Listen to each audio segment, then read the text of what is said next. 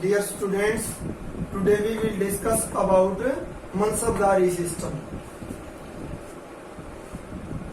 During the rule of Akbar, when the empire expanded,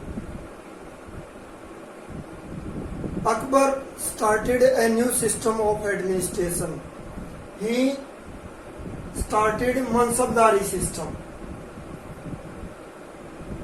Mansab means a place or a rank given to a person. Mansabdars were classified into different grades according to the number of horsemen supplied by Mansabdar to the ruler. बेटा जो मनसबदार होते थे उनको अलग अलग category में classify किया गया था और वो on the basis of horseman supplied by them to the ruler. और जो ये रैंक उन मनसबदार के द्वारा रूलर को कितने हॉर्समैन सोल्जर्स सप्लाई किए जाते थे उनके बेसिस पे उनको रैंक दिए जाते थे. दीज रैंक्स और ग्रेड्स वी में से them grades range from 10 to 5000. और ये मनसबदार को दिए जाने वाले जो रैंक थे या ग्रेड कह सकते हैं ये 10 to 5000 ये ऐसे रैंक दिए जाते थे. इन नंबर के बीच में रैंक दिए जाते थे और ये उनको जो हॉर्स और सोल्जर प्रोवाइड करते थे रूलर को उनके बेसिस पे ये दिए जाते थे. Mansabdars drew salaries according to their ranks. और मनसबदार्स को जो सैलरी दी जाती थी इन्हीं रैंक्स के आधार पर दी जाती थी. जितने इन रैंक्स के बेसिस पे उनको सैलरी कम या ज्यादा दी जाती थी. और the Mansabdars had to provide horsemen or soldiers to the ruler whenever required. जब भी रूलर को हॉर्समैन और रूलर की ये सोल्जर्स की रिक्वायरमेंट होती थी, जरूरत होती थी, तो मनसबदार्स को वो प्रोवाइड करने होते थे according to their ranks. Okay.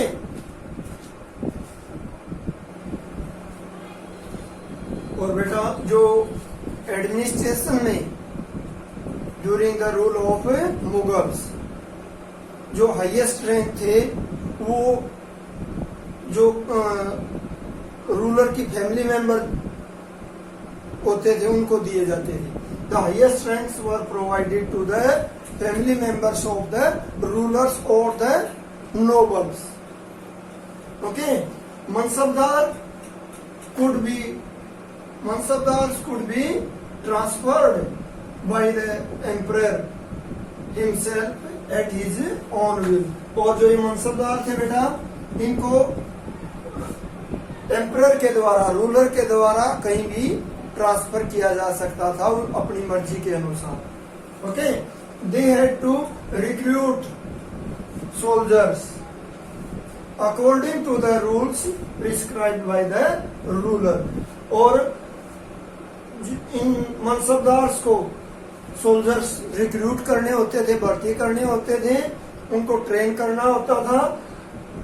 जो रूलर के द्वारा जो भी रूल्स रेगुलेशंस ले डाउन किए गए हैं, प्रिस्क्राइब किए गए थे, उनके अकॉर्डिंग उनको ट्रेन करना, रिक्रूट करना था सोल्जर्स को मनसबदार के द्वारा.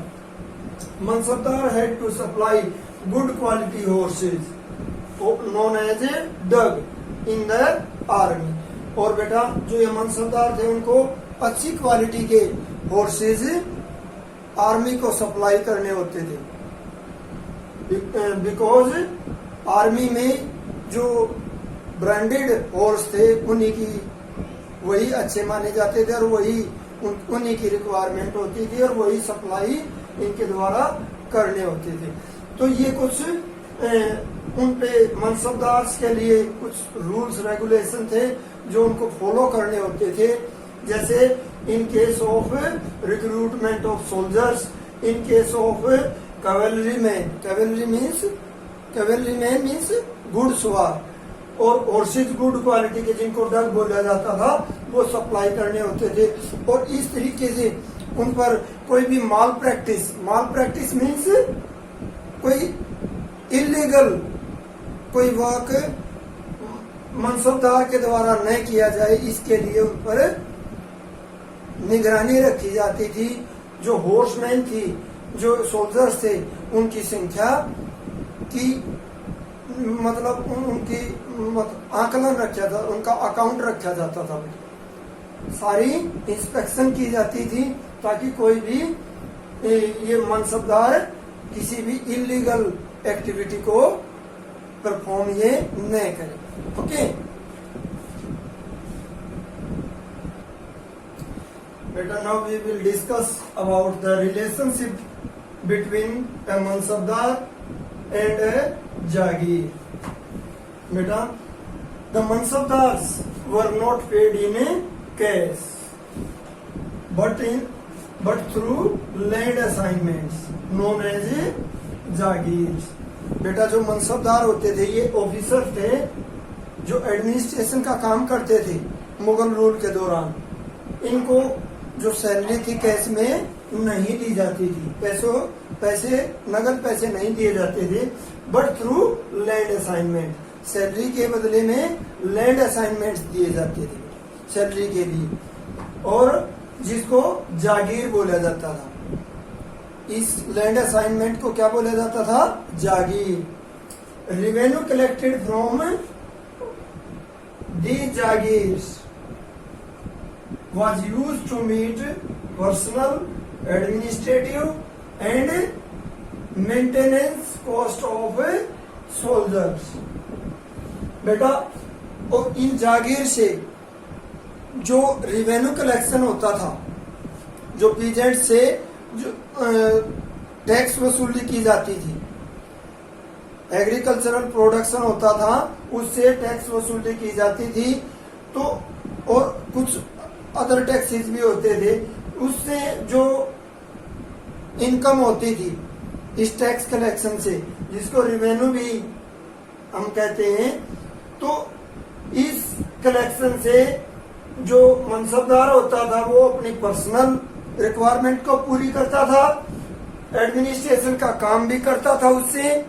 जैसे और जो वर्कर होते थे, एम्प्लॉय होते थे, उनकी पेमेंट वगैरह सारी वही इसी रेवेन्यू कलेक्शन से डिस्ट्रीब्यूट की जाती थी।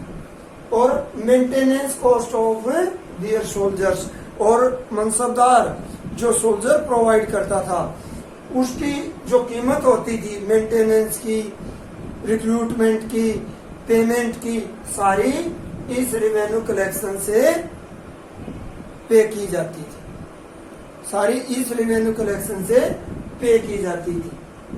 और जो रेवेन्यू कलेक्शन एक जागीर से जितना होता था वो इवेलुएट किया जाता था बेटा, और वो इतना होता था कि जितनी एक मनसबदार की सैलरी होती थी उसी के अनुसार उसको जागीर दी जाती थी। और रेवेन्यू कलेक्शन इवेलुएट, उसको आकलन करके ये देखा जाता था कि भाई ये उस मनसबदार की सैलरी के इक्वल है। In the later period these mansabdars started exploiting the peasants, और with the passage of time the empire was ruled by much more mansabdars. The number of mansabdar increased and the size of Jagir decreased। बेटा, मनसबदार ज्यादा हो गए और फिर जागीर तो अपने आप कम होनी ही थी बेटा, लैंड एरिया तो कम होना ही था। It means revenue collection also decreased. The amount of revenue collection also decrease, और इस तरीके से जो टैक्स वसूली थी वो भी कम होने लगी। ऐसे में मनसबदार ने क्या किया, जो पीजेंट्स थे उनको एक्सप्लॉइट करना शुरू कर दिया, उन पर जबरदस्ती ज्यादा टैक्स वसूली करनी शुरू कर दी। और औरंगजेब के पीरियड में ये जो समस्या थी ये ज्यादा इंटेंस हो गई थी, ज्यादा सीरियस हो गई थी बेटा, और उन्होंने मनसबदार ने इनका पीजेंट्स का एक्सप्लॉइटेशन ज्यादा करना शुरू कर दिया था। इस तरीके से there was a disagreement, there was a disagreement between peasants and mansabdar, और मनसबदार और पीजेंट्स के बीच में बेटा असहमति होने लगी और वो नाराजगी अपनी जताने लगे। वो अब इससे खुश नहीं थे, अपने लीडर से, अपने ऑफिसर्स थे। This was the function of A mansabdar with his Jagir.